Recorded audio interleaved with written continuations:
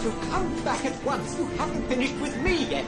You don't know how to fix the hyperdrive. Chewbacca can do it. I'm standing here in pieces, and you're having delusions of grandeur.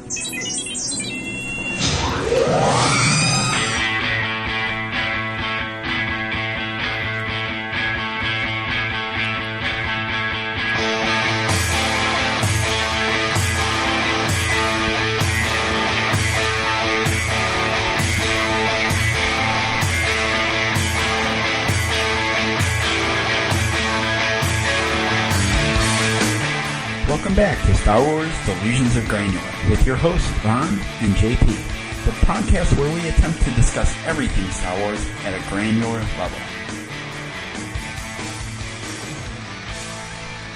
Hey JP, how you doing today? Oh, I'm doing pretty good, Ron. I'm just awful confused about... I mean, I've read all these books about the European Union and the Euro and the change in currency. You've been reading about the European Union. Yeah, I think you have something mixed up. We're talking Star EU, Wars, right? Star Wars EU. Oh. That's the extended universe. Oh, man. Oh, you've been reading all this. You've been reading the wrong stuff, buddy. Oh, all right. Okay, well, that was a fun bit of shtick. So... Star Wars, the expanded universe, or the EU, Ron? Yeah, today we are going to talk about the expanded universe, kind of our dive into it, which probably is not the deepest dive ever, but, you know, we have some experience with it, as any good Star Wars fan, so, you know, we're going to try to talk about it, likes, dislikes, where it can go from here, now that it's actually not in canon any longer. Mm-hmm. Disney has ruled it out. Legends, now the it's Legends now called line. Legends, but it's still going to continue. I don't know if there'll be new stuff, but they're still going to publish all the old stuff still. Well, it does get messy because we kind of touched on this in the Clone Wars episode that they actually have brought in some EU elements. They have. So it's not... So Legends doesn't necessarily mean not... completely out of continuity. Some of that's been drug into the new universe. Sure. But we don't know exactly what's going to happen with this. I mean, nobody's said, we're going to use this, we're not going to use this. They said they're going to be inspired by it and can pick and choose later on for new stories, but it doesn't sound like they have any concrete plan for this yet. Well, those of us who followed Lost closely, I think... I know that there's no concrete plans for anything. We've all been jaded. Right. Well, I think the Star Wars fans are hoping that this is a little bit more concrete, but we'll see. I think that moving forward, they're going to end up with the same problems that, hopefully not the same problems that Lost had, but, same problems that, someone like Marvel or something like Marvel or DC who have had, issues with continuity in the past, have had reboots upon reboots. Requels. This is new for Star Wars fans. This is the first time that we're being told things that we've invested time and money into is now basically we're being told it doesn't count. And it's a funny time to want to jump back, but not knowing your history, I mean, that's how you're doomed to repeat it, right? So that's why we're slogging through the entire... I'm excited to jump back into it. I don't know why, so far it's been fun for me. I'm excited to jump into it. I am jumping in at a different spot, but, kind of picking up on stuff that I didn't read when it first started, back in the 90s. Oh, yeah. So yeah, it's new, it's interesting. It is a history that Star Wars had, and it'll be interesting to see where it goes from here. And this episode, we should say, is going to be kind of free form, just because more free form than usual. Yeah, our episodes are getting more and more condensed. I found we took 5 seasons of a TV show and put it into one episode. Then we put 6 films into one episode, and now we're putting about, what would you say, 120, 250 books, novels, and comic book series? Video games. Oh, yeah. Okay, so let's define what the extended universe is for everyone at home, just so we're all on the same page. Well, I guess you had to start with the Alan Dean Foster Splinter of the Mind's Eye. Splinters of the Mind's Eye, sure. The what was to be the sequel to Star Wars if Star Wars was a flop. Yeah, if there was enough money to make a big budget Empire Strikes Back, well, we can always scrape together and do the Splinter of the Mind's Eye thing. Now, did you read Splinters? You know, I remember owning it, and I feel like I might have read it. I remember a Kyber crystal involved. Is that accurate? There is a Kyber crystal involved. I don't know why I'm answering, because I did not read it. The thing is, I merged it with another book that I might not have read. The Hand of Darth Vader, the Glove of Darth Vader. Hand of Vader, I think. Where okay. I don't know what that one was about either, but I feel like clones might have been involved. That might have been one I just stared at in the bookshelf. Interesting. And I combined these two into one. All right. Well, I think that you're definitely going back a ways. I'm sure, Splinters of the Mind's Eye. Splinter of the Mind's Eye. Okay. It definitely is. It is notorious for being the first real EU thing, but I think where the EU really started was with the Timothy Zahn books. I think that was certainly the first legitimate. Yeah, that was in the mid-'90s, during the dark times of Star Wars, when nobody thought there was ever going to be another movie.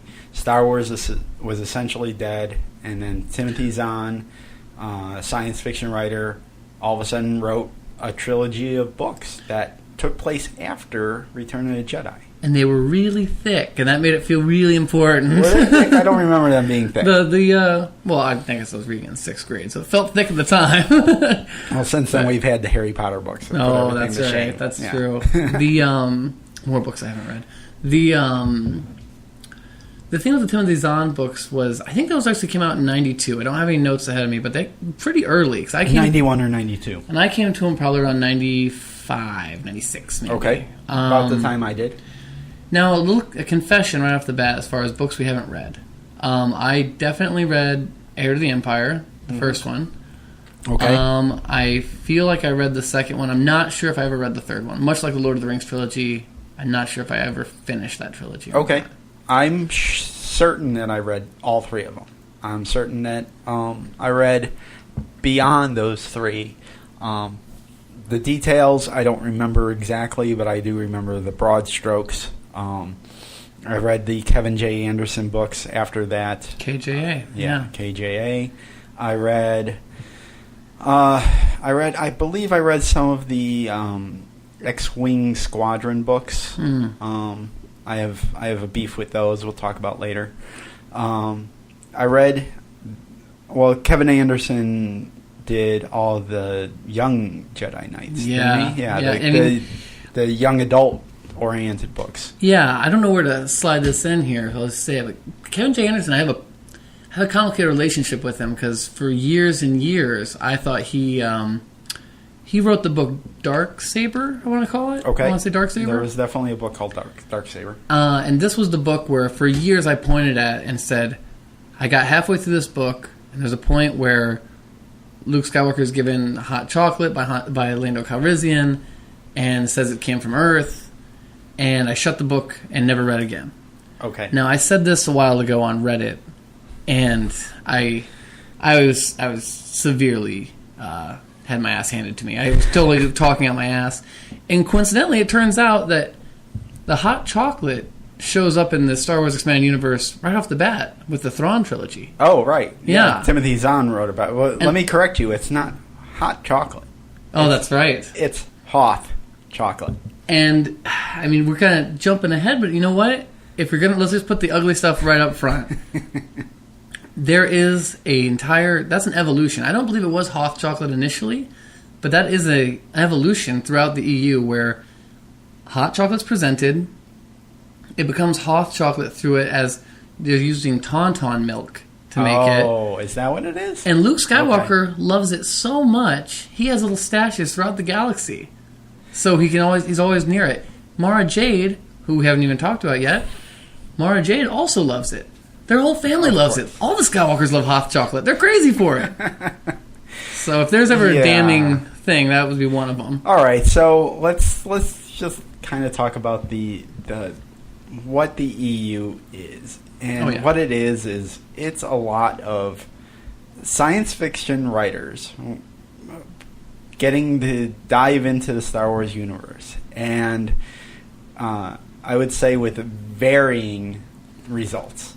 I mean, I think depending on your inflection, it's either a praise or a damning that it's glorified fan fiction. Yeah, okay. We can go, sure. But we didn't know that at the time. We did not know that there was going to be prequels. We didn't know there was going to be sequels. We thought George Lucas was done. Here he was off raising his kids. Mm-hmm. We didn't know he was going to come back to it. So when we were reading it, we just thought this was as good as getting new movies. This is the Thrawn trilogy could be episode 7, 8, and 9. And I mean, if someone could, who did better research than I, probably put together a argument that the success of the Thrawn trilogy and that the whole Del Rey line that started erupting around that might have actually been one of the things that kicks off the resurgence. Oh, sure, definitely. Because that comes out. A couple years later, we get the THX remasters. Then the Shadows of the Empire roll out. Right. And that all paves the way for the re-release in the theater and ultimately the prequels. Right. So, before we get into characters, you mentioned Shadows of the Empire. That was the big one that I think... That was when... I'm just going to say it right now. That's probably when the EU went mainstream. Because that was when... Basically, they said, we're going to create something that is a movie... in all rights except without a movie. No movie, So there's going to be a book, a video game, a comic book, newly recorded soundtrack. And most important, action figures. And action figures. Everything but the movie. That matched our Power of the Force action figures. Yeah. So it felt real. And everything. It felt real. And there was, alongside these new characters, there was... action figures of the old characters, in new outfits, and it felt real. I played the video game on N64. You got to play one of the filling characters. So Shadows of the Empire took place between Empire Strikes Back and Return of the Jedi. It's basically the story of how the Leia and Luke and Lando and Chewbacca and the droids are trying to figure out how to find Han Solo because he's off with Boba Fett in Carbonite, and it goes into this roundabout way of basically we need to go to Tatooine. Well, we're on Tatooine. Well, we need to go here first, and then we need to go here, and then we end up right back on Tatooine because that's where they need to be. So it's an interesting book, and it's an interesting venture altogether because of how it tied in all these different media things. But at the end of the day, it was inconsequential because the heroes started out in one place that they needed to be in one at the end because that's where Jedi picks up. Which, talk about history repeating itself. We're about to go into a show called Rebels here, which I'm sure will be fantastic. But Rebels and the new Marvel comic books are really going to deal with that same thing. Everyone's calling it the sweet spot period because it's never been touched before, but if you're talking about something where you know where they start and you know where they end, well, that's a big one. Sure. Except for they've broadened the scope. They did broaden. Yeah, well, okay, so here's the thing moving forward with anything that's going to remain in continuity is, and this is probably getting off of the EU a little bit, but there's going to be some retconning. Yeah. Right? And retroactive continuity. Right. I'm glad you defined that because actually I never knew that. I'm not the comic book guy. You are. Retconning is a comic book term. It's a term that DC and Marvel have had to use for many years where they write something and then, years in the future, I'm being generous, maybe sometimes months in the future, sometimes weeks, who knows, they decided, oh, well, that's not really working for the overarching story, so we're just going to change that. Change history. Yeah. So I'm preparing fans, Star Wars fans out there, this might happen. Hopefully they won't retcon, the old trilogy or the prequel trilogy. That was a big rumor briefly. George Lucas has kind of retconned a little bit, but it's not really called that. It's just called the special editions. You know? Yeah, But, that's true. If it comes from George with a capital G, then yeah. So retconning, and there is also a rumor that they might retcon the prequels. That might end up being lumped in with the EU, and we were just kidding. That doesn't count either. Impossible. But I don't think that'll happen. I don't think that'll. Blood would run on the streets. Yeah, that would be madness. I don't think that'll happen. Cats and dogs, but living together. Yeah. So the EU, it moved the story forward. It moved the story of Luke Skywalker, Han Solo, Princess Leia, Lando. It moved everything forward. While after Return of the Jedi. After Return of the Jedi, which was the big thing. Yeah, this was a trilogy of novels. This was essentially, it was almost like you're getting 3 new movies. Right. So you had a new villains. We've mentioned already Grand Admiral Thrawn, a blue-skinned, I don't even know what his race is, but a blue-skinned. He is a part of the Chith.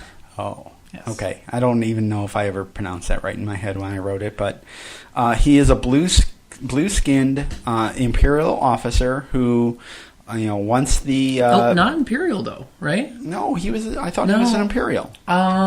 See, this is where it begins because I don't remember a lot of these details. Here's where the mess happened. I just listened to the prequel because I made a vow to myself after a certain point of reading these books that I wasn't going to read anymore. And my way around that is I now listen to the audiobooks. You listen to the because that's how much I'm willing to invest. That's fine. We're all busy. We get that. Yeah, it's nice. I listen to it on a bike ride or something. Sure. But they usually have good sound effects and they use the John Williams music and put you there. Right. But I listened to Outbound Flight, which is Timothy Zahn did a prequel novel. Okay. Where he also brought in Thrawn and a bunch of other things from his section of the Star Wars universe. Because that's what starts happening with the EU. Is after George says, okay, you guys can all write your stuff, there kind of starts to become a Kevin J. Anderson universe, which is heavily based on the Timothy Zahn universe. Sure. So yeah. All right. What I believe is that Grand Admiral Thrawn was an Imperial officer. Mm-hmm. And what happened was once, the rebels blew up the second Death Star, killed the Emperor, Vader's dead, you still had Imperials out there. And they were a splintered group now because the head was killed. Right. So now it's a battle of a power struggle. Sure. So you had someone like Grand Admiral Thrawn who was very ambitious, who took on the mantle of becoming the senior most Imperial officer, because he had Star Destroyers. You're right. And he had he had an Imperial fleet. Because his backstory is never fully fleshed out in that. But in the Outbound Flight, he's in with the Chiss, which is his race. And, okay, so maybe somewhere in between there, because he became an Imperial. He was kind of on the outs with his people also. Okay. So all right. Maybe that makes sense. All right. So, but his whole jam is that there's no Force, there's no Sith. He's just an awesome military tactician, right? He's an awesome military tactician. And he's got 2 things other than his intelligence going for him. He has these creatures. Here we go. Yep. Called, it starts with a Y, but I believe the Y is silent, so I'm just going to call them Salamiri. Mm-hmm. And they are a concept that, back when this was written, relatively new to the Star Wars universe, a creature that deflects the Force. The way it's kind of described, if I recall, is that they kind of make a bubble of anti-force around them. So basically, if he has this creature, which I believe he kind of had on his shoulders. Kind of like a parrot deal. Yeah. But it looks like a reptile. He was immune to anything that Luke Skywalker threw at him, Force-wise. But he also had another card up his sleeve. He had a clone. He had Joris Saboth, I believe is how it was pronounced. I couldn't. So right now, I'm actually listening now and being like, really? Is a clone? What'd the clone do? Well, he's on the cover of Heir to the Empire. He's kind of this old guy. Oh, that's him. He looks like this buff Obi-Wan Kenobi. Bearded, Old, white hair, but I remember the really description buff. of him. He's always doing isometric exercises. Okay, where he's pushing his... It's captured my imagination as a kid. Where he pushes his hands against each other to flex his muscles. Yeah, unfortunately, I don't know much about... Like, I don't remember much about him other than he was like a bit... He wasn't a Sith, but he was like a bad Jedi or something, and they cloned him. He's a clone, though, of a bad Jedi. He's a clone of a bad Jedi, so that was kind of the way of getting a new bad guy in here who knew the Force, because Grand Admiral Thrawn did not. And I believe... Okay, so the big thing is because, again, this was never a movie. Yeah. So you knew he was a clone, aside from the fact that they told you that. But when you read his name... Oh, that's right. You knew he was the clone of Jorah C'baoth instead of the real Jorah C'baoth, because his name was spelled with double U's. U's. Not W's, double U's. Yeah, because the concept is, and correct me if I'm wrong, but if he was a third clone of him or something, it would be 3 U's. Right. And that becomes something that runs through the entire EU. Right. Whenever someone has a clone, you add because... Is it the vowel? Is that how it works? Well, I think it's just the letter U, because... But what if I don't have a U in my name? Well, you can't... If I clone JP... It doesn't matter, because your name's not Luke. Okay. Yeah, and that's where they were going with this, was they made a clone of Luke Skywalker. Mm-hmm. And it was Luke. Let's not go too far yet. Let's spend a little time on this Thrawn trilogy, because it's the first. It's a big deal. Gen 1 fan. Yes. You've had no new Star Wars content except for the Ewok movies. Yeah, which I didn't even see. Really? You didn't even see them? I did not. Really jaded at that time. I was in high school and college. I didn't know they existed. Did you hate Ewoks at the time? No, I loved Ewoks. Really? But you didn't see the movies? Huh. I didn't know they existed. I guess it's a different... Yeah, okay. I was out of it. I didn't know. Okay, fair enough. I didn't know that the Droids cartoon and the Ewoks cartoon existed either. All right, okay. Which I guess also is considered EU at this point, but I digress. So 94, 95-ish. Yep. You are out of college. Yep. And you somehow hear about these novels. Mm-hmm. And so what happens? How do you process this? Pick them up, start reading, and... How do you even hear about them, speaking of this? Well... On the CompuServe? No, it wasn't even... like, well, JP, back in the day, there used to be these things called bookstores. And you would walk past a bookstore and occasionally even enter a bookstore and see books. Walden Books, man. It was probably a Walden. Walden Books, they jammed the Star Wars stuff, man. Like they had great displays for it. Yeah, they would definitely. I forgot about that. You didn't even have to walk into a bookstore because you would see it right there in the window, or just if you're in a mall, just through the door. Was there TV coverage at the time? No, like, not at all. Isn't it a strange world where like today Star Wars news breaks everywhere? Yeah. I go to the office and like everyone's talking about the new Star Wars movie, and Jock, anybody. Yeah. But just a scant 20-some odd years ago, there was. It's like that's geek shit. Who cares? Right. Yeah. And that's the thing, is you probably didn't even know if other Star Wars fans were reading these books. Right. You were just kind of off in your little world reading these books, and being like, wow, there's new Star Wars stuff, and kind of afraid to say things out loud, because at that point in time you were kind of labeled as an outcast for liking this very geeky thing, kid stuff. Yeah So I just kind of remember I probably shared them with my family.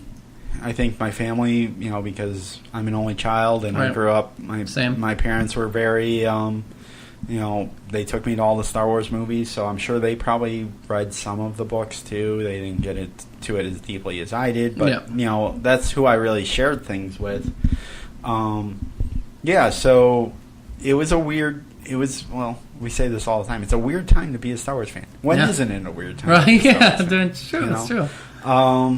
So like it just kind of snowballed from there. You would just, I guess, you would finish a book, go to the bookstore, and there would be a new one, whether it's the next one in the Zahn Del Rey, trilogy, really, or for years. Yeah, there was always an X-Wing book out. There was always this Young Jedi Knight series. Yeah, there was a lot, but okay. So let's get back to the Thrawn trilogy because there's a couple other big things that were introduced in this trilogy that carried throughout the rest of EU. Right. And one of those is the character of Mara Jade. Mara Jade. Mara Jade. Now, I know you're not a fan of Mara Jade. No, I'm not necessarily. Yeah. No. Mara Jade was a big thing for me.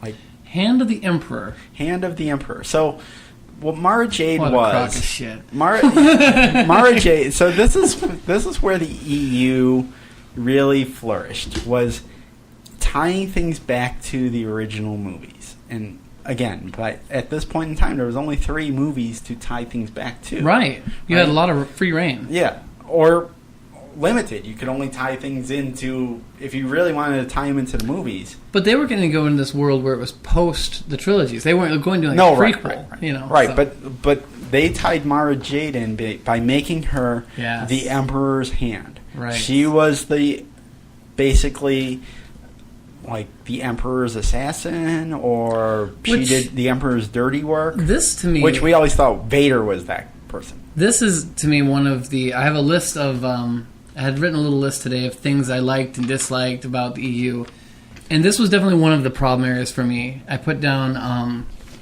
all the helpers. How we find out that the Empire through the EU, we find out that the Empire during the OT had all these helpers. Like Prince Shizor was in line to be the number 2 in the Empire. Prince Shizor is the main villain in Shadows of the Empire. Yes. Yeah. Grand Admiral, like you said it today. Like he turns out, like when the Emperor is talking to Vader on the hologram, we find out in the book that Shizor's standing right next to him. Well, that's the point I was... and Mara Jade's standing somewhere behind them. Right. Darth Maul's hanging out. That's the point I'm trying to make, is what the EU does is basically... It does the technique that Back to the Future did. Back to the Future 2, the sequel to Back to the Future. Right. It's where you see, all of a sudden, there's a second Marty McFly running around the high school dance, while the first Marty McFly is already there at the dance. He already traveled back in time. Yeah. Another Marty McFly, who you didn't see in the first movie, is also there. Right. So that's what the EU does is, you didn't see the Emperor's hand at Jabba's palace? Oh, yeah, she was there. Mara Jade was in the background. And that's, to me, a symptom of... And this is... Poor writing? That, to me, is a symptom of something that kind of... we call the EU the R&D for the research and development for everything going forward. Right. But that is one of the things that I feel like kind of hurt the EU a little bit for me personally, because I started noticing I'm a big Star Trek fan also. Okay. And Star Trek have been writing novels based off the series for years and years at this point. Okay. And a lot of these Star Wars writers a lot of them written by Shatner.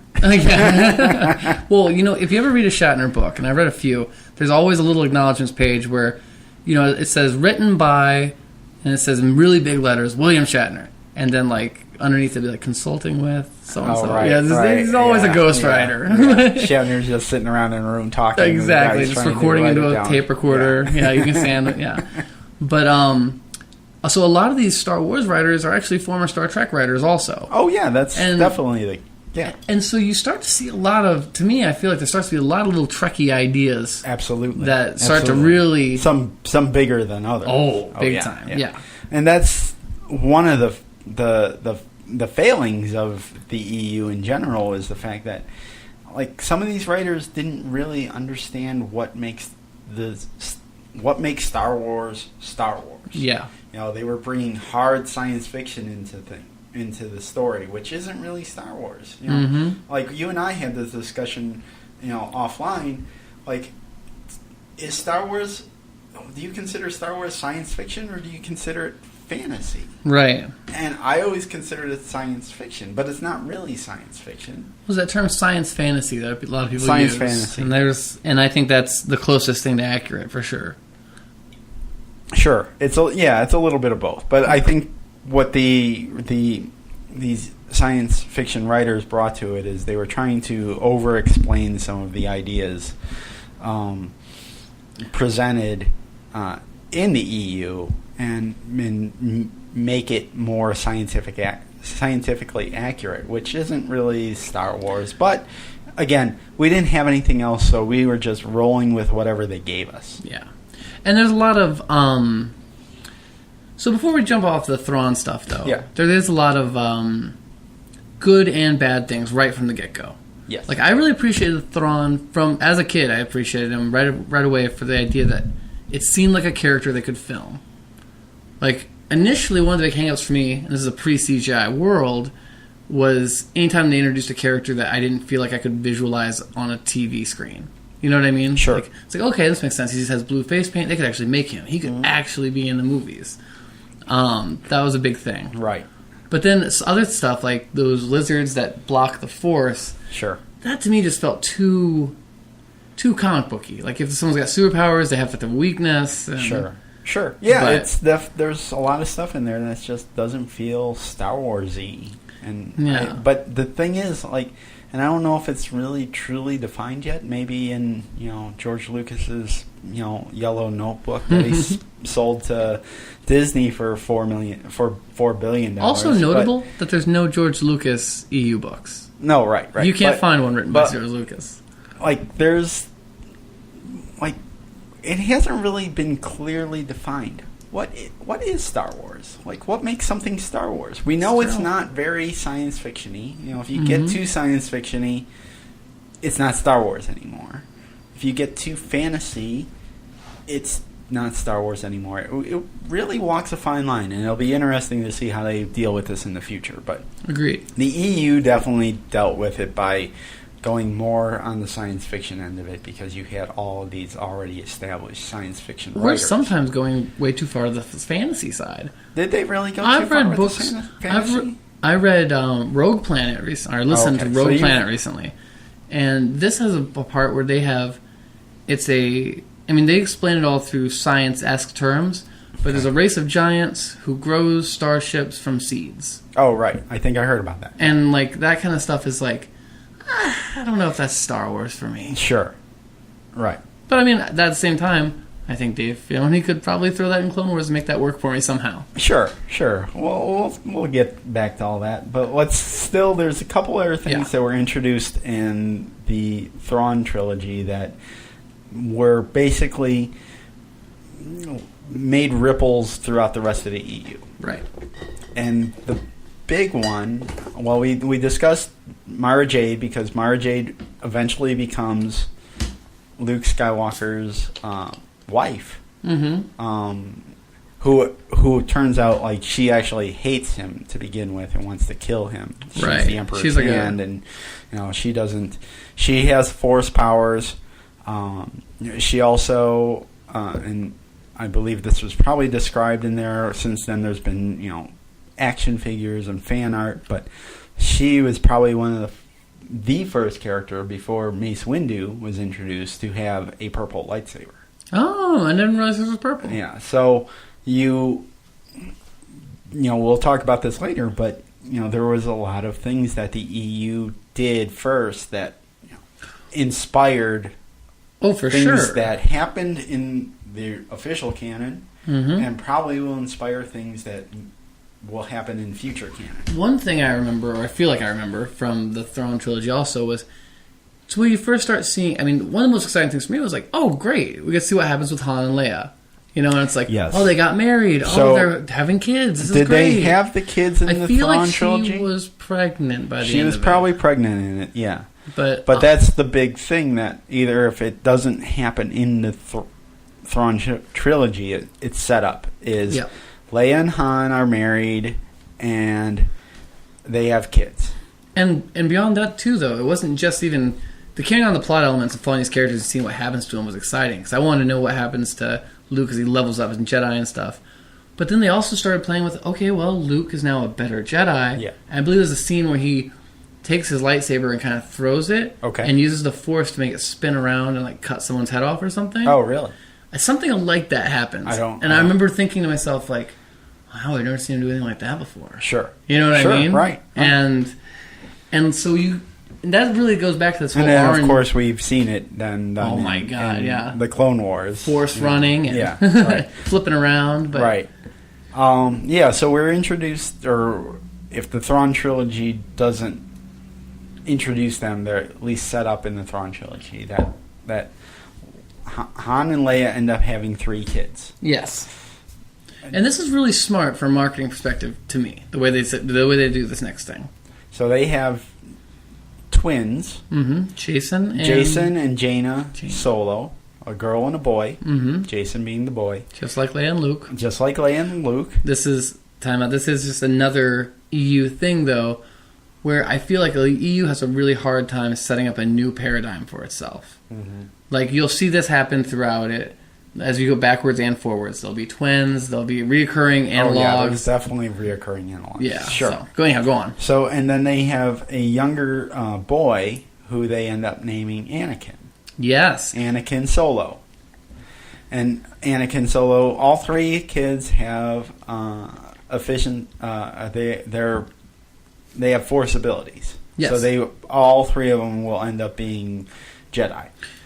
And after a few books, the Star Wars line multiplies, and you have your main Star Wars line with your adult characters who you love, Han and Leia and Luke. Yep. And then you have this young readers line, which is the Young Jedi. Yeah, Knights. Young Jedi Knights by Right. Kevin J. Anderson, which is just the twins. And then you have a young readers, and those are the really slim ones that are just Anakin stories. They're more like goofy, Anakin simple Solo stories. Sure. Yeah, sure. So which I thought was just and probably Rogue Squadron and other things, but I thought Right. that was genius even at the time. That like, if you're a little kid, you have a little kid Star Wars, Right.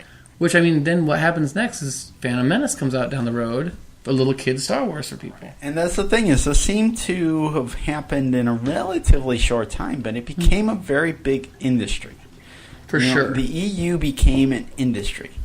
You did not have the prequels. You did not have any announcements of any new movies, but you had a ton of books to read. Yeah. Now, there are, we've only just started talking about the novels. Mm-hmm. Like, there's a ton of novels to read. Oh my There's God. Also, you have, on the other side of things, you had Dark Horse, the comic book company, putting out comics. And don't forget, the Marvel comic storyline is a whole other branch of the EU. Because that's going out concurrently while the original trilogy was still coming out. Right.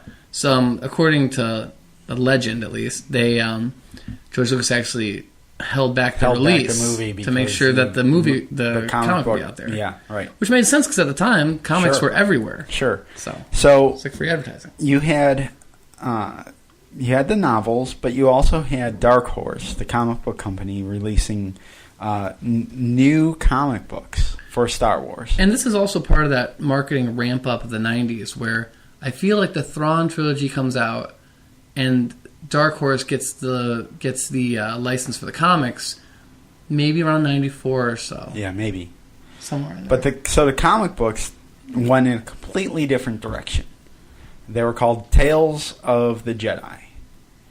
And they went backwards. They went backwards further than the prequels, where you're now talking 1,000 years before Luke Skywalker was even born. 5,000 years before Luke Skywalker was ever born. Where they're talking about the beginnings of what the Jedi are and what the Sith are. And you all knew there's new wars and there's new, completely different characters. And it's great because none of it, because it's set so far in the past, thousands of years, you never, nothing will ever affect the original trilogy storyline. They can do whatever they want. They can have all these wars, and they made Sith into these red creatures. They're not just that captured my imagination as a kid. The Sith are actually creatures. They're not just a belief. Thus informing, for the rest of my life, informing what I thought Sith were. Right. I still think, I'm still always confused. Like, well, was there a race at some point? Because I kind of feel like there was. I'm reading that now because I had never actually dived into it before. And it's a fascinating read. And yes, the Sith were actually these red creatures with kind of cheekbones that kind of sag. They had flaps. Yeah. They were kind of devilish looking creatures. And a lot of this was put together, visualized by some of the great UK artists who worked on Judge Dredd and 2000 AD stuff, like Cam Kennedy and such. Right. Yeah, so then you had another comic book series. You mentioned Cam Kennedy, the Dark Empire series. Yep. Dark Empire was basically... And I believe Rick Veitch was on that? Yeah, I think so. Yeah. You had... so this was basically took place after Return of the Jedi. There's a clone of the Emperor who's all nice and shiny and has slick back hair. And it's Dark Empire is notorious for Luke finally turns to the dark side. And I just pulled this up. That actually came out in 1991. Dark Empire. That's their... Wow. That was actually... come out... Dark Empire, according to this, is actually their first Star Wars thing. Interesting. I would... So it's concurrent with the Thrawn trilogy. Right, or it might have come out around the same time. Oh. But that's the thing with the EU is again, most fans did not think there was ever going to be any more Star Wars. So it was just kind of quietly released. So, you're at the comic book store and they're like, you're walking through and looking at the new releases and you're like, oh, what's this? A Star Wars comic? Like, yeah. You didn't really get all excited about it because you're like, well, I don't know what this even means. Well, and comics get really, really hot at this era. Yeah. Because, you have the death of Superman where people lined up around the block for it, which, we'll never see that again in our lifetime. Right. Image Comics gets founded. Comics at this time are literally selling, the best-selling ones are selling millions of copies, which we'll never see again. You'll never see that, sure. And, so, imagine that. You're getting part of this media blitz, and you're in the comic store, and it's like, Star Wars comics, they make these now? And it's just suddenly, Star Wars has started to be everywhere. It is. So, before we get too far away from Dark Empire, I wanted to bring up what it's notorious for. Boba Fett is alive. Boba Fett is alive in the EU. Boba Fett survived the Sarlacc pit because he is just that big of a badass. Yeah, of course. He climbed out of... He's not going to die like that. He climbed out of the pit, and he's on the hunt for Han Solo for revenge. And so Boba Fett is a big part of the EU because, he's not going to die like he did in Jedi. So they brought him back. So that's, one of the other characters that's kind of defines the EU. I know it's stupid that he would survive and that they would make a bigger deal out of him, even though he was such a kind of a small deal in the movies. But I think it's so cool from a meta standpoint that this is a character whose design was so cool. He literally, his creator couldn't kill him. You know what I mean? Right. Sure. He was unstoppable. That brings up another part of the EU that it didn't really follow, and this is going to sound very, very familiar living in the age we live in right now, but there were all these side stories that didn't affect the main storyline. Then they were basically anthology books, novels, and they were all labeled Tales from. So you had Tales from the Cantina, or Tales from Jabba's Palace, or Tales of the Bounty Hunter. And it was basically, you would buy one of these books, pick it up, read it, and you were like, oh, every chapter was, oh, remember that creature in the background at the cantina who laughs when somebody does something? Well, here's their story and why they ended up in the cantina that day. So it basically was taking all these side characters. Every character in Jabba's palace now has a story. Mm-hmm. The cantina. Yeah, the cantina. The bounty hunters. Yep. The bounty hunters. All the 6 bounty hunters that are standing on the Star Destroyer deck, they all have stories. Dengar gets married and Boba Fett is his best man. Mm-hmm. That's where the EU goes. Because that's what the EU does best. But there's, it was exciting at the time, though. You got to think back, because it was... Oh, I'm not knocking any of it. It was great at the time.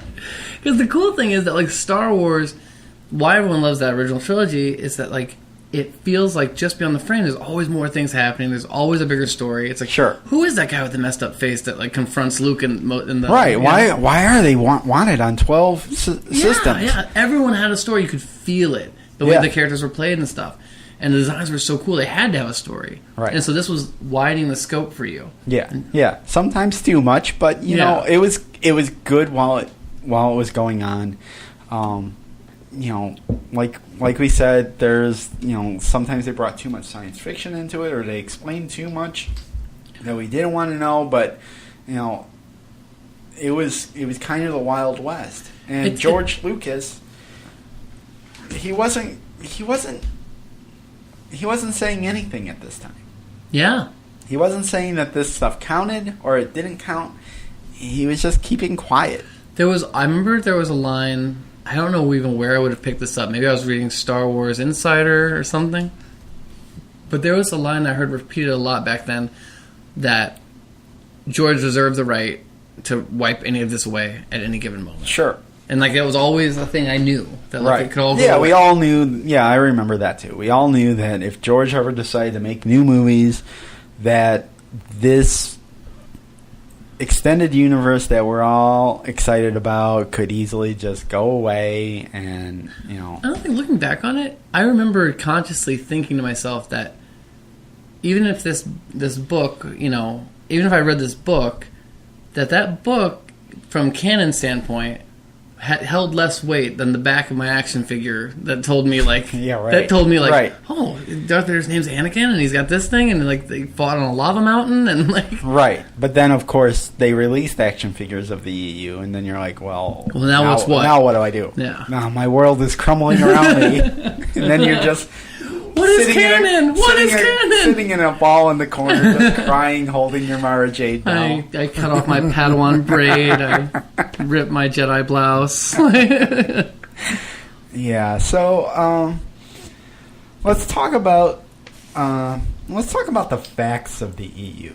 We've only touched on the novels, but we really only touched on 2 series of them. 2 series, but so the EU, which has gone on for years and is still being written up until they announced that none of this counts and it's all being moved into this category called Legends. But since then, it's been they've gone in every direction with it. They've gone way into the past. They've gone way into the future. Mm-hmm. There's separate eras now of the EU. Yeah.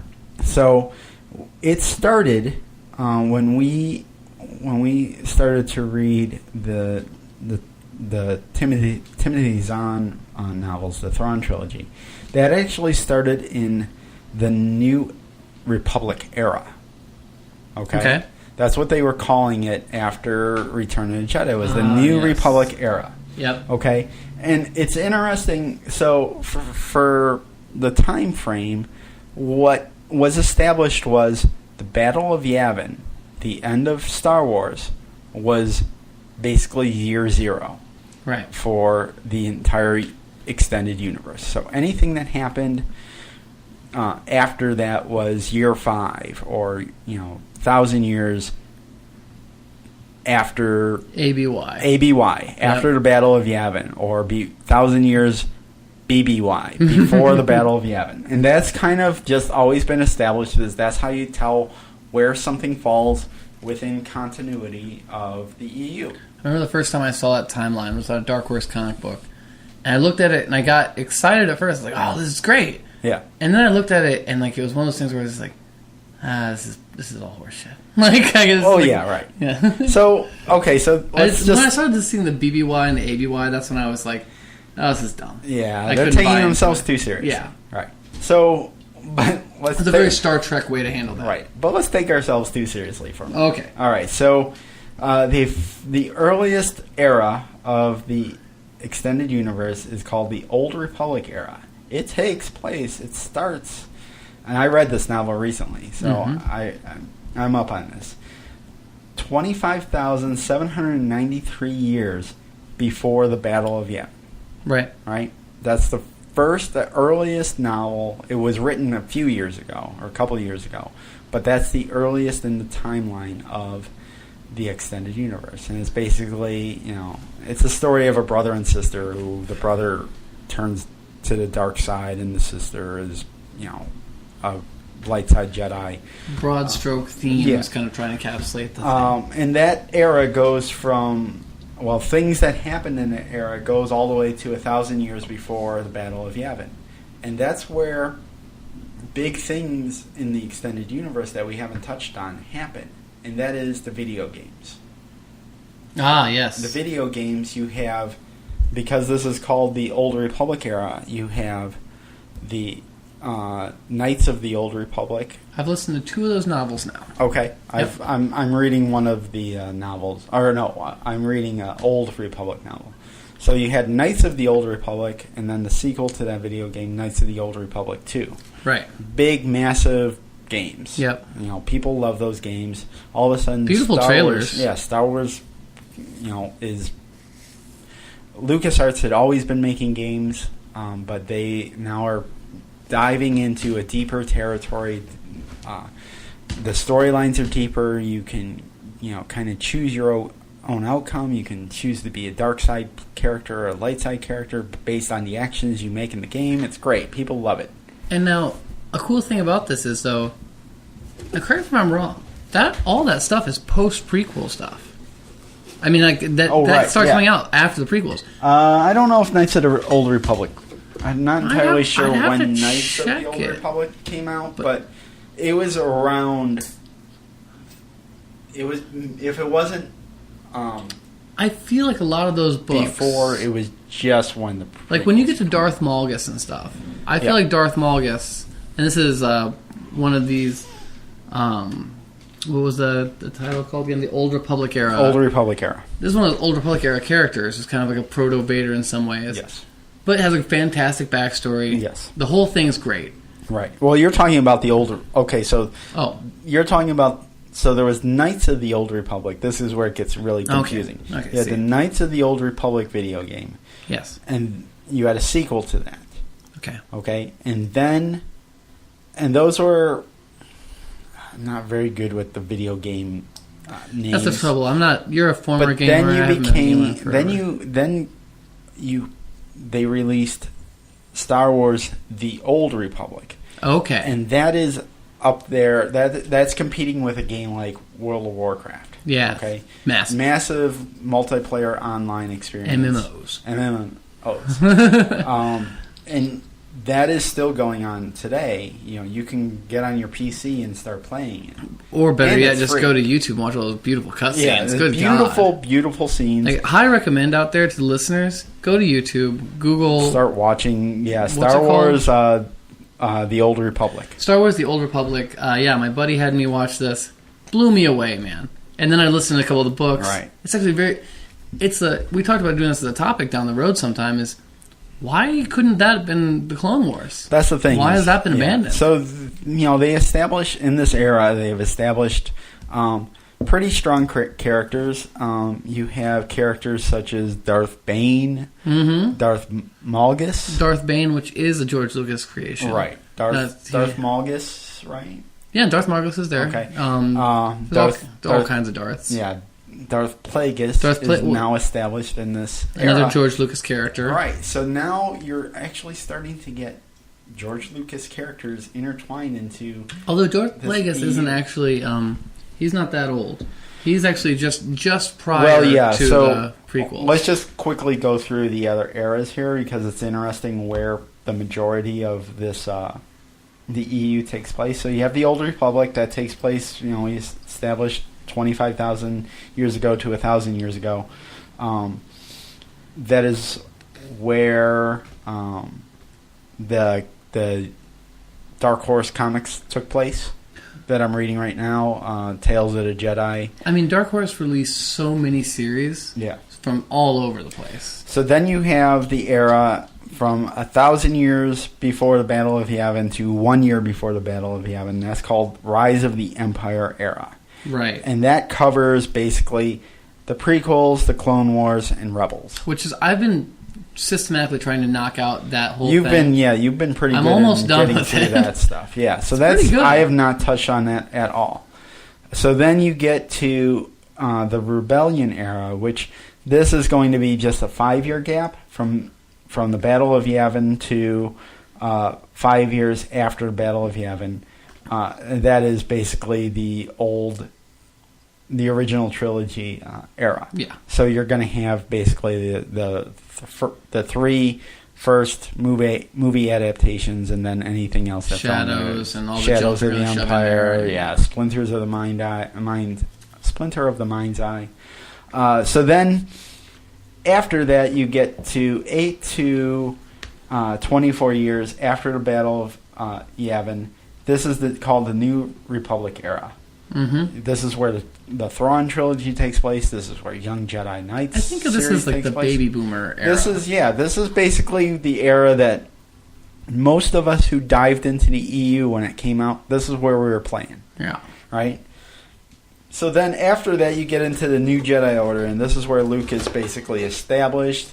There's a new Jedi Order. New Jedi Temple. There's a new Jedi Temple. Which is also a thing that I've always wondered about. The Jedi Temple. Because that's one of those things, like, the prequels hadn't come out by the time there was already a new Jedi Temple in the EU.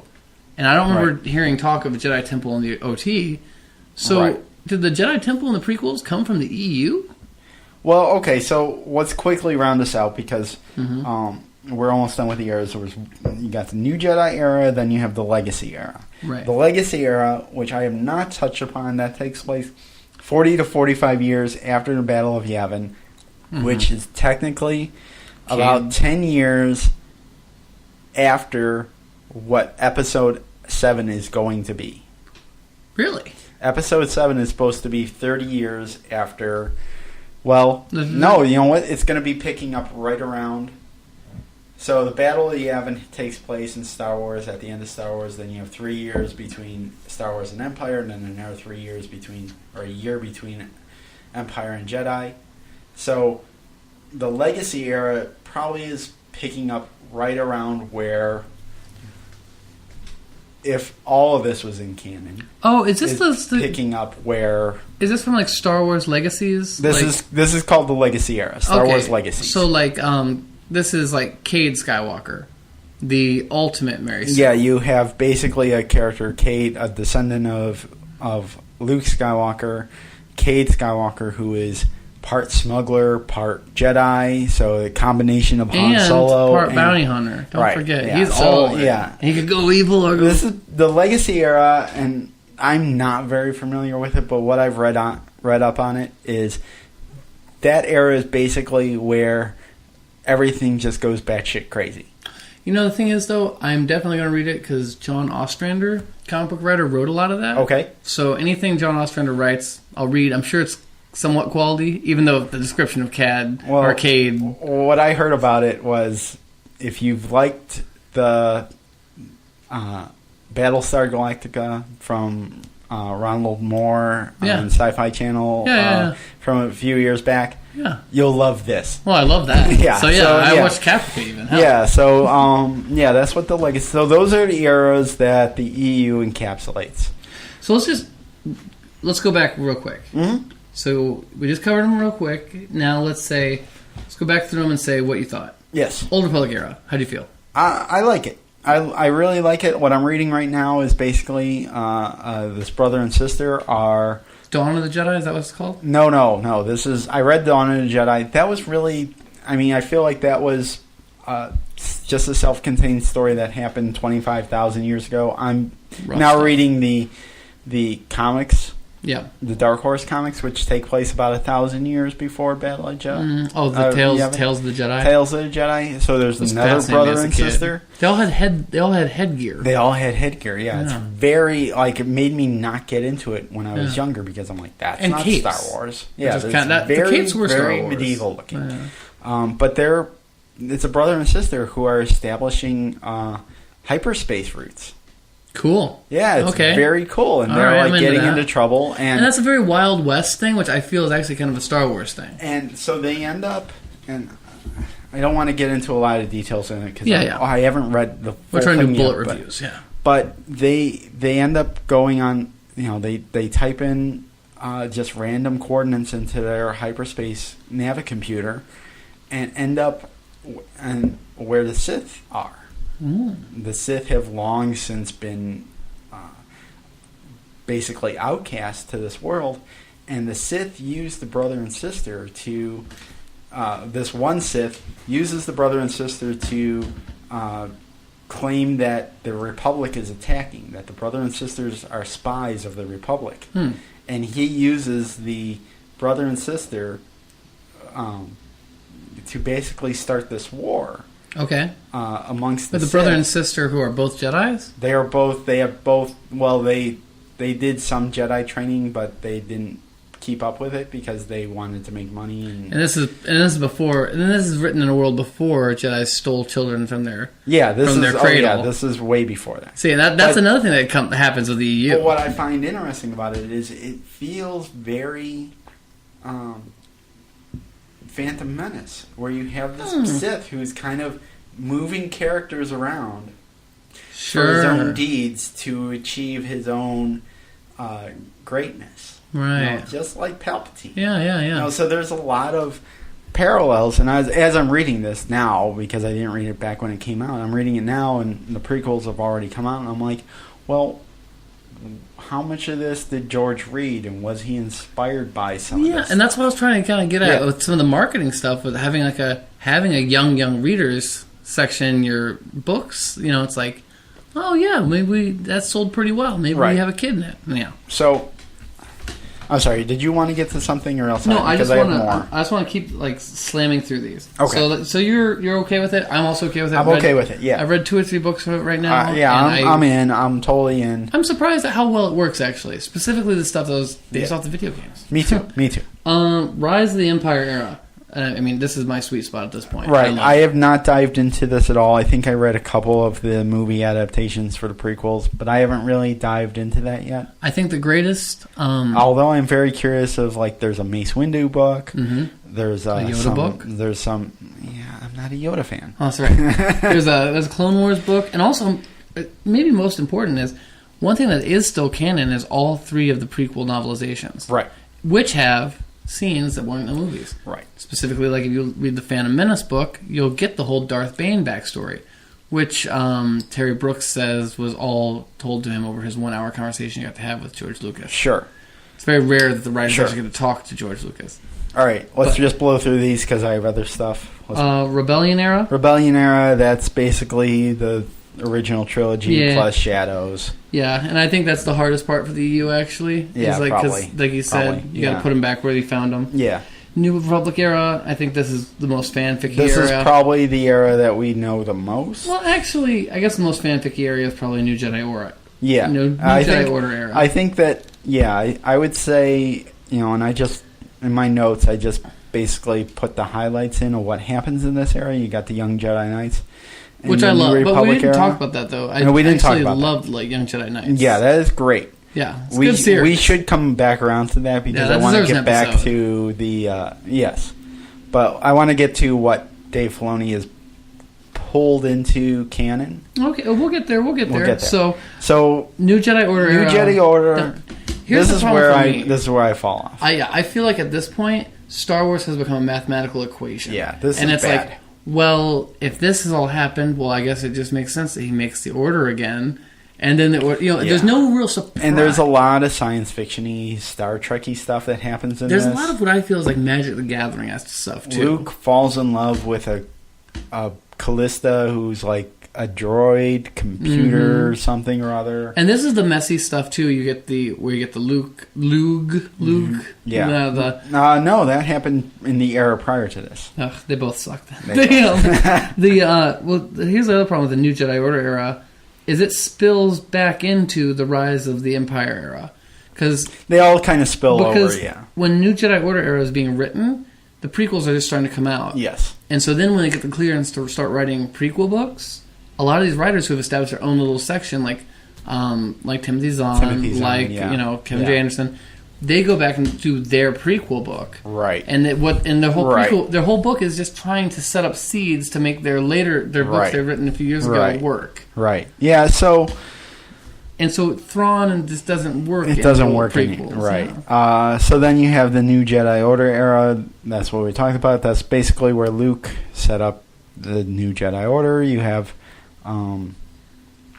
it starts to go off the rails, and then you have the Legacy era where things just get crazy. And so, to sum it all up real quick, yeah, I feel like it's something like when George Lucas made Star Wars, he made this new element, this new unstable element, and we don't know how it's going to react to different things, and it's in a box, and it's contained. It's like, okay, here it is, and it's in this lead box. Right. And then he takes it out of the box and goes, okay, I'm walking away, you play with it. Yes. And then it's just people sticking, you stick a probe in it. It's like, oh, it turns to liquid. Oh, you electrify it. Oh, it turns into a rigid thing. That's a great. And it just starts to kind of spill all over. And sometimes it works, and sometimes it doesn't. Yeah. That definitely. So anyhow. So. You want to talk about Dave Filoni's... I do want to talk about Dave Filoni. I want to talk about the idea of Dave Filoni in the world of Star Wars, because I think I would guess Dave Filoni's about my age. Right? Yeah, I think so. And right? he comes from a world of animation where he worked on the Oddlongs. Okay, the Oblongs, and Mission Hill. Yep. And some other great shows that I really...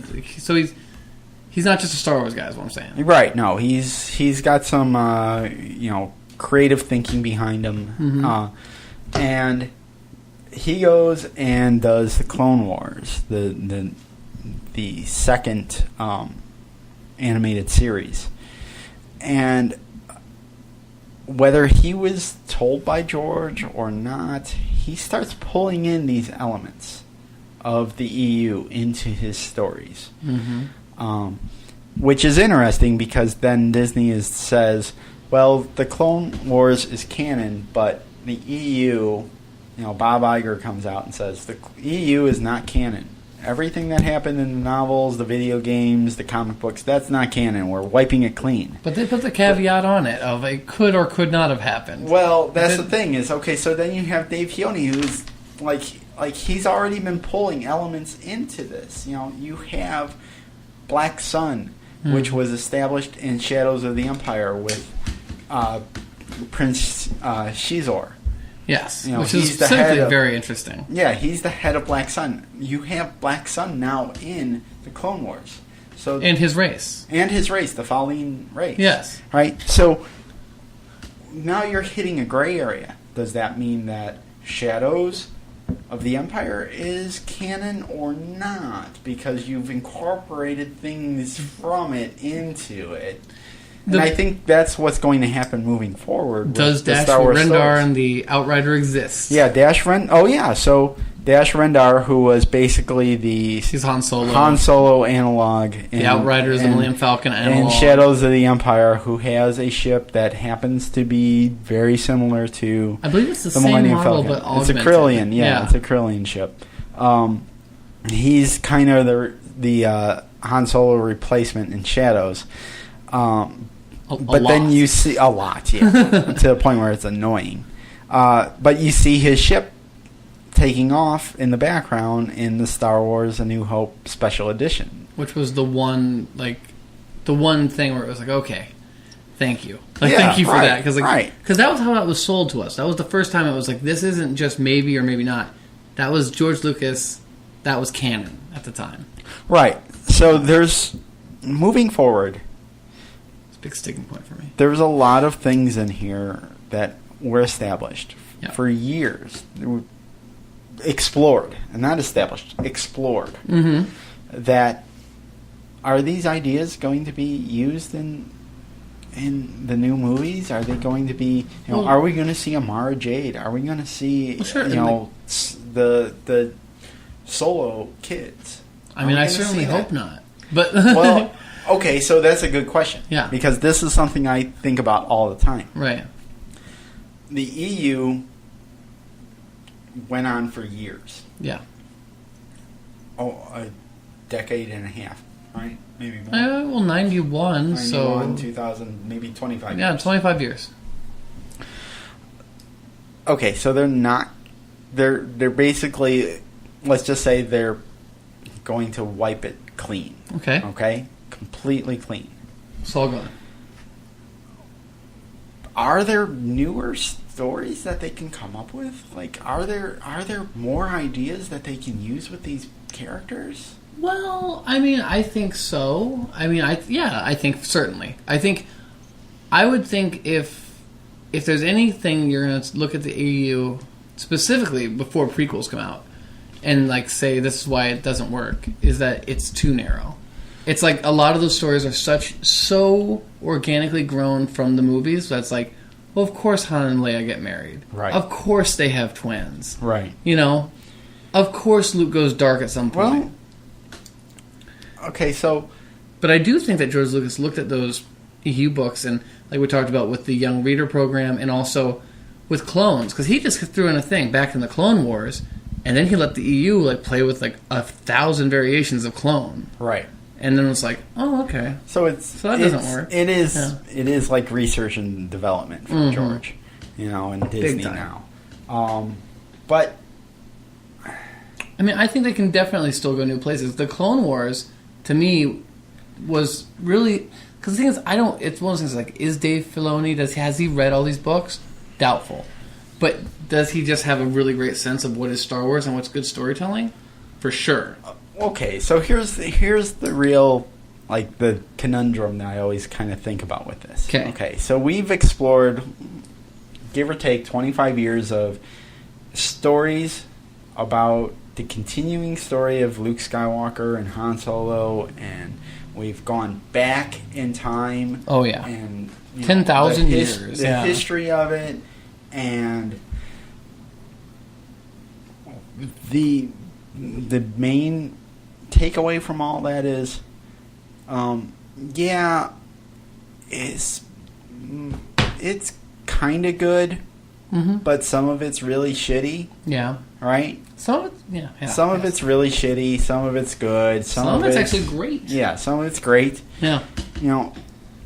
But we're going to wipe that all clean, and, like, are we going to repeat ourselves now? Are we just going to basically repeat the last 25 years, but now it's going to count?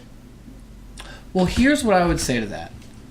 And this is building directly off our last episode. Yeah. Because you made a really good point in that episode about the big difference between the OT and the PT, the prequel trilogy, is that there's this difference in scope, right? Yes. This is like very character focused, and so your lens is right up there against the face. Yep. And the other one pulls way back, and you can see the whole planet, right? Yes.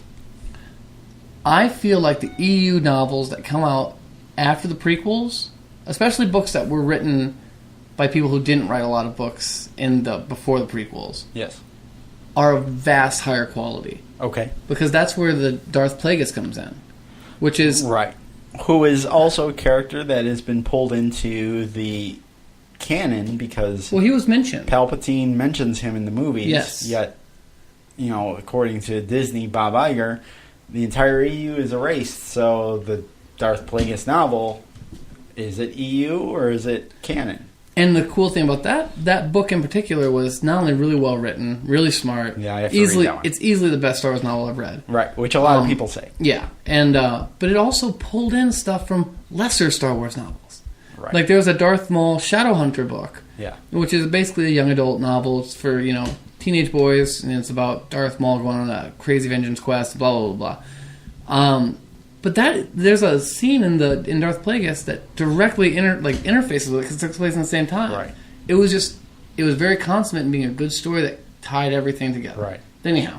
Well, and you have stuff like, it was like a couple weeks ago, the Star Wars historian or whatever his title is, basically came out and said, "Oh yeah, Boba Fett lived. George said so. Boba Fett lived," and I don't know if he was just trying to get some press attention or what, but like all of a sudden out of nowhere, this guy who was never really ever mentioned in the press before is like, "Oh yeah, I'm this guy. I work for Lucasfilm. I'm a historian." Well, now he's got George interface. told me that Boba Fett lived. Well, not according to the movies. You see an interview with J.J. Abrams, Dave Filoni, the writers of the Marvel comics. The writers of the new books, they all talk about that guy because they're all calling him all day. Hey, can I do this? Right. Can I do this? Right. Yeah, so which is weird because for the first time we're getting to a really editorially driven Star Wars. We are. Yeah. No, that's pretty much the thing that, really switched over when George sold it to Disney is like, okay, this is not controlled. Just, this all doesn't live in just one guy's head anymore. Mm-hmm. This lives in a committee of people. And which I guess it always has. It always kind of has, but now it's official. It has the official stamp on it. Because the rule before was that George could come and wipe anything away whenever he wants. Now George not so much. Right. Or at least we think George can't come in and just wipe everything away. What was the deal he made exactly? Was it all for money? I wish I knew. Or I wish I knew that. Did he get points in Disney? Is he the one is he now a major shareholder in Disney, or was he? He might have been. Doesn't he kind of own Pixar? That's one of those things. It's like you hear all these weird, he comes from this weird, new wave, American new wave cinema, and it's like you hear these stories about how Spielberg's made millions of dollars because he made a bet with him where he got points on Star Wars. All right. Well, we've gone for over an hour now. We could probably keep going on the EU. Anything more you want to talk about? Well, you know what? Why don't we just tag on some just quick bullet stuff? Because we didn't really... I feel like, once again, we got to the core of it, but we didn't get a lot of window dressing. So let's just run through a few of these characters. All right. Grand Admiral Thrawn. You love him or hate him? I love him. I think he's a good addition to the Star Wars universe. I like him. I don't like his stories. Would like to see him come into the canon rewritten. Sure. Mara Jade. Not a fan. From what I've heard, I'll say this. I like her. Mm-hmm. Okay? From what I've heard, I didn't continue reading way off into the future. From what I heard, her story really, they waste the character away. She basically just becomes a pale comparison of what she was before. Yeah, I feel like a lot of writers probably just didn't get her. Yeah. And that's fine. I wasn't into her. I don't... My personal thing with Luke is that he's celibate for the rest of his life. He always loved his sister. Sure. Kip Duran. Kip Duran. We didn't really mention him. I don't know who that is. He was a Jedi apprentice, I believe, in the Kevin J. Anderson books. He was... So... See the one that goes to the dark side? He goes to the dark side, and he ends up... so you have, in the original movies, you have the Death Star, and they one-up it in the EU that's because an EU they thing. have to. So he pilots the Sun Crusher. And, let's just mention that real quick. The EU, that's another big EU trope, is the need to constantly make bigger, better super weapons. Yes. So, but it wasn't bigger. It was a tiny little ship that could destroy a solar system. Because there's one where it's he's a tiny little ship that can destroy a solar system that has 11 some odd missiles. You can't destroy it. It's ridiculous. Yeah. It can take a hit from a Death Star ray. So I would say the character is good.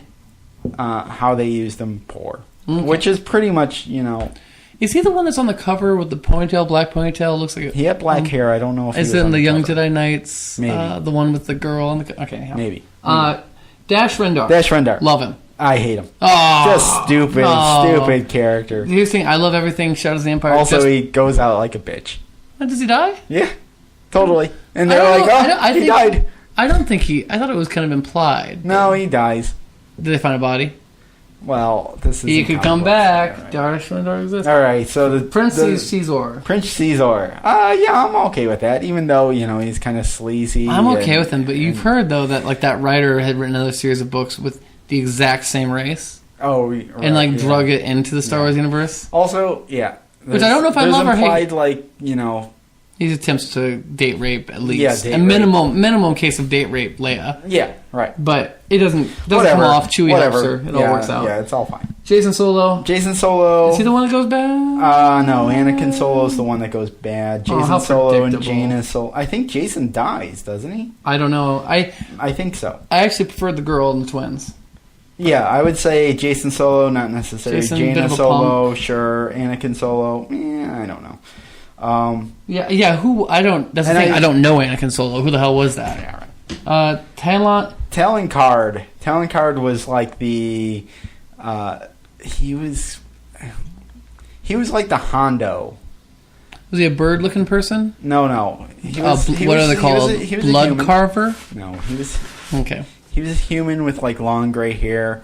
He was in the Thrawn trilogy. He was like the head of the smugglers. Okay, I don't know him, so I don't like him. I like him, but he became Hondo. Corran Horn. Corran Horn, I put him on here because he seems like a big character in the EU, but I have no idea Don't who know he him, is. I don't like I him. think video games. Oh, that's right.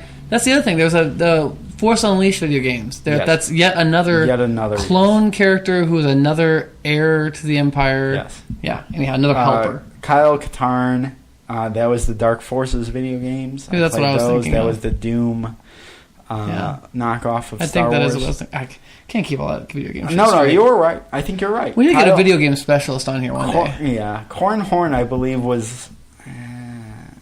I thought he was Jedi Unleashed. And Kyle Katarn is... Okay. Ideas introduced in the EU. Yes. Force Storms. You into it? Yeah, this happens in the Old Republic era. I'm all for it. I'm all for it. Why not? Fine. Actually, I prefer it if it's something that's alluded to, like in the Old Republic. I always like it when they talk about the old times. Yeah, Force Storms are great. Coruscant was actually established by Timothy Zahn. He's the one that named the stupid planet. No shit. Yeah. Well, there you go. Yeah, one more because it was called before that. It was called the Imperial Center or Imperial Center. Okay. No, yeah, Timothy. Once Zahn again, Star Wars named proves it. itself to be a gestalt. Yeah. Hyperspace wormholes. Don't like. Yeah, that's stupid. Don't like at all. Star Trek. That's DS9. Hoth chocolate. I've actually come all the way around and starting to like it, specifically because, and this is probably one of the smartest things about like changing it to the Legends line, means that I don't have to hate it anymore. Right. I can be like, oh, it's a goofy EU thing, you know, right. their thing. It's fine. They're not ruining my movies. Weird name spellings for clones. I mean, you can't. It's just ridiculous. Although I remember being a kid and loving it, being like, oh, it makes sense because I can tell how many clone generations it is by how many letters. Right. Solo kids. Oh wait, no, Boba Fett lives. Oh, yeah. I'm fine. I mean, I just think fine. I think it's cool. Just like how Darth Maul has to suffer all these indignities because he was an overhyped character. Yeah. Boba Fett has to continue to live because he's such a cool character. Right. The Solo kids, they don't need to show up ever again. No, that's dumb. They're regular with Hoth chocolate. Right. Like I like them because I lived with them, but I mean, let's face it. If Han and Leia aren't bickering and fighting in Episode 7, then it's not a Star Wars movie. I really don't think they're going to be married. No, they're going to hate each other. If they are married, hate each other. If they are married, it's going to be like, well, that's because that'll be the true proof of the pudding. If Leia and Han are married in the next movie, then there's no more stories to be told. We all know that weird couple that's divorced, but they're still friends. Yeah, maybe they get drunk every now and then. Yeah, exactly. Like 3PO stuck in the middle. Yeah, it's very awkward. It's just awkward. Yeah. That'll be great. Yeah, it's that whole thing with the dog. It's like, will you watch 3PO tonight? I didn't read this. I don't know where it was referenced. I saw this on the IO9 article, yeah. Moffrences. Moff conferences. Apparently the Grand Moffs get together and they have Moffrences. They have Moffrences. I'm on board with that. That's awesome. Force immune creatures. Salamari.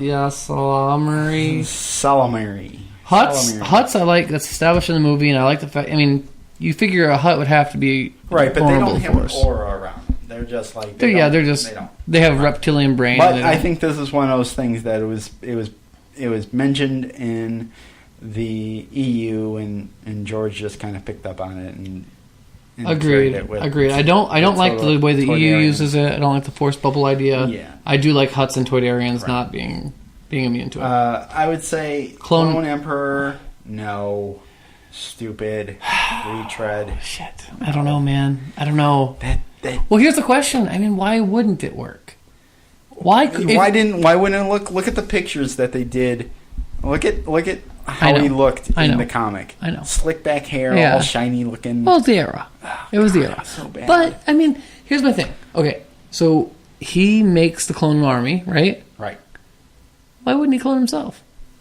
No, okay. All right, it's out there. Clone Luke Skywalker. No, it's dumb. That is dumb. By the way, you didn't even mention the most important thing. He's cloned from the hand cut off in Empire.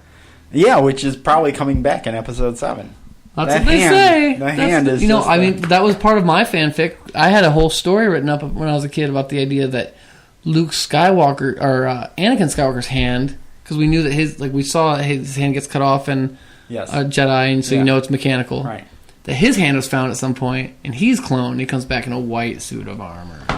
Oh, White Vader. Well, let's take it a step further. Okay. All right. They land on the swamp planet. They find a shriveled up body of Yoda, and they just clone him. Why not? Super Yoda. Bring back his race, whatever it was. Whatever it was. We don't know what it is. Well, I mean, that's the thing. I mean, clone technology exists in the Star Wars universe from now on. Sure. So, I mean, sure. It could happen. I guess it's going to be, right. I mean, those spin-off movies, someone's going to use clones again. All right. So where does that leave us? Let me just make sure we covered off everything. Other than the fact that Blood Carvers was the race I pointed to as being where they really crossed over into Magic the Gathering, fantasy, bird people stuff, which I just did not care for. They definitely... and Dark Horse's, I believe it was called Galaxies, maybe, series, where it was basically just a what-if series. They did a whole series. I think that was Legacies. Legacy. Oh, that was Legacies. Okay. Yeah. So, yeah. So they went there. Dark Horse covered everything. They did a droid series, Boba Fett series, a Jabba the Hutt series, and most of them were actually decent. All right. Well, I think that covers up our coverage of the EU, which is now Legends. I think we've managed to cover off on everything. We reserve the right to go back to this anytime in the future. Yeah, just like George with capital G, we can erase any of this whenever we need to. We can erase any Star Wars. We're trying to make our way through it, so this is just catching you up with where we are. Yeah, so you can follow along we are. We're going to continue to move forward with it because, well, why not? Yeah. We want to be historians of this. So, and a big problem is there's no new content till September. I got to get my Jones. October. Oh, good God. October. All right. Yeah. All right, folks. So that is where we're at with the EU. We say goodbye to it and welcome in Legends. We hope that it continues on. It's crazy fun storytelling at its best. And it involves characters we love, and worse. And it involves characters we love, so why not? Yeah, so I guess that wraps us up for today. Till next time. Yeah, well wait. Oh, you stepped on my line. You stepped on my line. Okay. Folks, email us at Star Wars. Email, yeah. swdog77@gmail.com. Like us on Facebook and leave a review for us on iTunes, and we look forward to your feedback. That's the only way we can get bumped up in the iTunes list. So. All right, folks. So, that is all for Star Wars: Delusions of Granular today. As we talked about the EU, JP. See you later.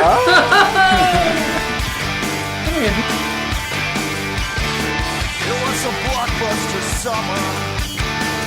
Moving pictures got us through to September. They made a movie about me and you, and they made it half nude and half true. There was a blood-sucking summer. I spent half the time trying to get paid for my savior. Swishing through the city center, I did a couple favors for these guys who look like Tusken Raiders.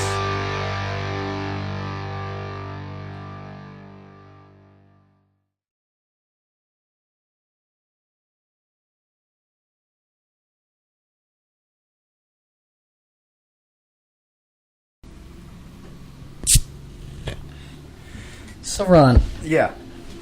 Star Wars Episode 7. Yes. I just watched the film About Time with Dom Hill McDougal. Dom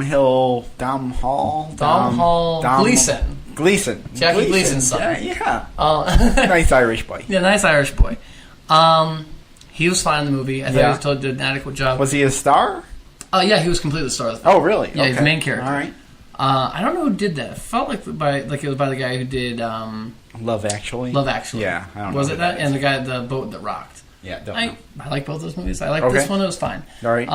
Anyhow, little saccharine sweet. But anyhow, I got the impression looking at him, I was like, well, who could he possibly play? I was like, maybe Luke Skywalker's son. But then I was like, I don't really think Luke's going to have a kid. Luke's not going to have a kid. Because I was like, I kind of mentioned in there, I think, he never got over his love of, his sister. And so it's also just hard for me to picture Mark Hamill kissing a girl on screen. Other than his sister. Yeah, other than his sister. Well, post Corvette Summer, Mark Hamill's hard to picture. Yeah. What? Yeah, Mark Hamill's a tough one. Mark Hamill's a tough one. He's a tough one. Did he kiss someone in Corvette Summer? Never seen it. I think he did. I have who's in it? Who? Annie Potts. Really? From Ghostbusters.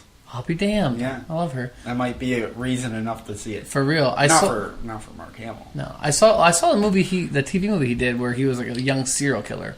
Oh, I didn't see that. I think I did see Corvette Summer. Let's hit on this whole Mark Hamill thing for a bit though. All right. So here's things I know. Random Mark Hamill facts. Okay. BFFs with Robert Englund, who played Freddy the Krueger. You already know more about Mark Hamill than I do. Did you see Comic Book the movie, directed by and starring Mark Hamill? No. Comic Book the movie, I recommend it if only to watch it and stare into a window of madness. I was looking at Mark Hamill's madness? Yeah, when I watched that movie, that was the first time I ever watched it. I was like, maybe there's actually something wrong. And that's when I started researching everything. Something wrong with Mark Hamill? Yeah, okay. Yeah. It may be something wrong with Mark Hamill. I didn't want to say it, but the thing is, I think he's a sweet guy. I think his heart is in the right place. Agreed. But I do think there is a division amongst Star Wars podcasters and podcast fans, or Star Wars fans, as to the degree of severity of the injuries he got. Oh, you think that's what caused it? Is the severity the crash? That's what caused the madness. I think not all the cocaine that he did in the 80s, or the success of Star Wars ruined him. Okay, I've never even heard. No, I'm happy to speculate on celebrity. I'm all speculation. I am not saying that he ever did. This is an cocaine. Entertainment podcast. We are protected under parody and fair usage. But come on. He was hanging around with Carrie Fisher. You think he's a cocaine guy? I don't. I feel like he's like a Nick Cage, completely pure and just into. He's just a geek, but I think that part of that's because he had this horrible injury that has mentally made him where he can't develop past a certain age. That's cruel. That's cruel. But I do wonder because he claims that the injury was just like a broken nose. But I feel like you can look at it. You can see there's like his whole face. In certain angles in Empire and Jedi, he looks great. Yeah. And in certain angles, it's like, what happened? I just saw. I feel like they reconstructed his entire face. I was just pulling the soundbite for the beginning of this episode, and I just was, scrubbing through the movie, and saw him where he was like all sweaty on Dagobah. Yeah. Oh, yeah. And I was like, this had to be pre-accident. No, it's all post-accident, really? Right? Because he looks like he... So you're saying maybe it is just... I'm just going to come out and say it. Sweaty Mark Hamill looks pretty damn good to me. Oh, well, he definitely works... yeah, I mean, clearly he'd been working out. I don't know if it's Lorenzo Lamas situation where it's like, okay, lift the weights. Okay, you ready? Start rolling. Go. Put the weights down and get on film. But no, I thought his face looked a little bit less scarred up. It's true. I mean, there's just certain shots where you really see it. I'm struggling to pull one off the top of my head. Have you seen the pictures of him with the beard? I have now. I have seen them. Yes. I think that was a smart move. It's a smart move. It looks good. It looks good on him. It covers any kind of wrinkles, disfigurements, double chins. Yeah. I mean, come on, that's the real. Yeah. Shave a jawline into that man. Yeah. Why do I think that Harrison Ford? I think he's actually a nice guy, though. I think Mark Hamill's. Oh yeah, totally. Yeah. Why do I think Harrison Ford as Han Solo, 30 years on, is going to have A, goatee, B, earring? Actually, he's going to have a goatee, and his name's going to be Han with two A's and to he's indicate clone? he's a clone. He's a clone. Or what if he's actually playing Dash Rendar? Wouldn't that that'd be be surprise? awesome. Yeah, that'd be great. Comes back and it's like, oh no, he's not actually playing Han Solo. He's playing this other character, Dash Rendar. All right, so finally, my Dash Rendar figure goes up in value. Yeah, right. Because all that stuff from the 90s goes up in value. Yeah, that's the true expanded view fanfic. Let's see. Other rumors I heard: if they ever make a Lando Calrissian one-off movie, Donald Glover to play him. What? Donald Glover from Yeah. Community Would play a young... childish Gambino to Wow. play young. I don't know. I've Childish. been bitten by rumors about him before. Him as Spider-Man is still a dream I hold. But Sure. I actually heard a Lando thing recently, and I wanted to run this past you, see how it grabs you. So originally, the concept for Lando was he was a clone. What? Never heard that. This is something I just read recently, that apparently in some draft of some script, Lando was a clone, Okay. which would indicate that he would be one of the stormtroopers. Like, that all the stormtroopers are Landos. We don't know that. Well, this is just something that was kind of floated in Rebels is going to solve it. Well, that's the thing, is we've seen that Rebels children's book cover with the black stormtrooper. I don't think I've seen that. Is that not what I've seen? I thought the Black Stormtrooper was just a Comic-Con I thought you said giveaway. Well, what's... No, not black. Like, not a stormtrooper where the color of the armor is black. Oh, but a black kid the black with kid no is helmet. the Stormtrooper. Yeah. Did you see that Oh, book you cover? think that's Lando? No, that's not Lando. I'm not saying it's Lando, but I'm saying is this All a the- trace element of this draft story at some point? Because we know that all stormtroopers... Well, actually, Dave Filoni's already said that the stormtroopers are now... Not clones. They're not They clones. can't be clones. They're going to be, yeah. Right. Because they can't be clones because we've seen proof in the kid's book that underneath the armor is a black guy. Right. Right. Or at least one. Yeah. Right. There's no way that they're going to be like, yeah, all the stormtroopers are just black guys underneath. Oh. They're not going to go there. They're not. That's it's a brand new, more racially charged Star Wars. Asking a hard question. Apparently, all Star Wars has ever been about is racism. Well, there's an argument there. That is the thing, though. Actually, that's one. Sexism, yes, but not racism. Yeah. Oh, yeah. We'll cop to that one. No, there's actually one thing though. Earlier on, talking about the Thrawn thing. Thrawn being an Imperial officer. I always got the impression, I don't know where it came from, that all Imperial officers were humanoid. Well, yeah, they definitely don't. Well, okay, so Because the rebels have everybody. They got 9 now, and everybody their brother. There is another Imperial officer that we didn't touch on in the EU who's a woman. Oh, okay. I don't remember where she comes into play, but there is definitely a woman. I think there's a few of them. There's a woman, female Imperial officer. Is this a big character I need to know, or maybe? Okay. I didn't put her down because I do remember reading her in the books, but I don't remember where she comes in. Doula? Yeah, something like that. Yeah. We might be getting it mixed up with like a Battlestar Galactica character, yeah. but Starbuck, right? She was great. Starbuck, yeah. It was Starbuck. Yeah. No. Yeah, but yeah, there's always been this whole like the Imperials are anti-race. They go into that a little bit deeper in the Darth Plagueis book. Do they really? That's interesting. To sell it a little bit better, Darth Plagueis might as well be called Emperor Palpatine Year 1. Because it really gives you a lot of great insight to that character. Right. Where he basically goes out at night and fights crime in a bad outfit. Yeah, it shows how he gets over the loss of his parents. But actually, there's a string of pearls that's slowly breaking in slow motion. That's where he gets the idea for stormtroopers. But that book is what got me so excited for the new buddy novel coming out. Yeah, I need to. Lord okay, Vader and Son. So we didn't really. Well, that's true. We didn't talk about the future EU, which isn't EU.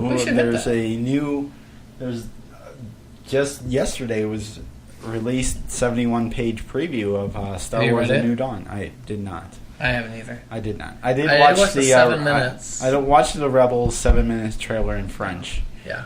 Just because I had to. And, it was fine. Because I was at work and I had nothing better to do. It was fine. It was good. Yeah. It definitely incorporates everything we want from, I feel like it could have had a little bit more touch of the prequels in it, but, that's the stand we're taking on this podcast. They are really shutting down the prequel stuff. Shutting it down a little bit. Damn. Every era has an ending, I guess. Throwing a gun in here and there. Yeah, I mean, it's will not it kill gonna you? Would it kill you to throw me a gungan? It might kill someone. Yeah. But yeah, that's so we now have 5 confirmed new. If we're not calling it EU, what do you call a Star Wars book? Just a Star Wars book? Star Wars canon. Ugh, that sucks. Yeah. EU sounds so much better. EU is great. Yeah. Yeah. So we got 5 coming out. We got the 6. Heir of the Republic, Heir of the Jedi. Heir of the Jedi. Heir of the Jedi. Heir of the Jedi. Which is going to be weird because it's a Luke narrated book from Luke's point of view. Yeah, so it's going to be a lot of dumb, Awkward. Because semi-racist. every book that was the thing that we didn't touch on either. Every EU book I read where Luke Skywalker speaks or thinks and I hear his mental thoughts. He's dumb. Well, it's not even that dumb. It's just that, like, it just doesn't feel right. No. It's like, that's not Luke. But he is kind of dumb. Oh, I mean, certainly. Yeah, he's a farm boy. Dumb farm boy. Farm boy. Yeah. Dumb farm boy. If you really look at it and take a step back, I mean, Yeah. And then the next one is that's the I don't second know one, what because the first one is a New prequel to Dawn, Rebels, which New is Dawn. which has the two characters from Rebels in it. Yep. The Twi'lek Yep. and the main. And you like Twi'leks. I like Twi'leks. Oh, okay. They were actually really interesting in the Old Republic. Okay. They're like the slaves. They're definitely like just straight out. Their entire race are slaves. Interesting. Well, I'll get there eventually. Yeah. And so then the third book. Third book is that Vader and Emperor buddy or comedy? no, it might be. There's only 4 originally. Tarkin. It's Tarkin. And that's the one's written by the guy who wrote Plagueis. Darth Plagueis. Yeah. Nice. Tarkin's gonna be a good one. Tarkin. What's his name? James Lucio. Okay. Yeah, he's unreal. Great Star Wars. Tarkin's gonna be a good. That's gonna be a good read. It's gonna feel good. So yeah, then we have the buddy cops. Oh, can't wait. What that is? I don't know what that one's called. Lord Vader.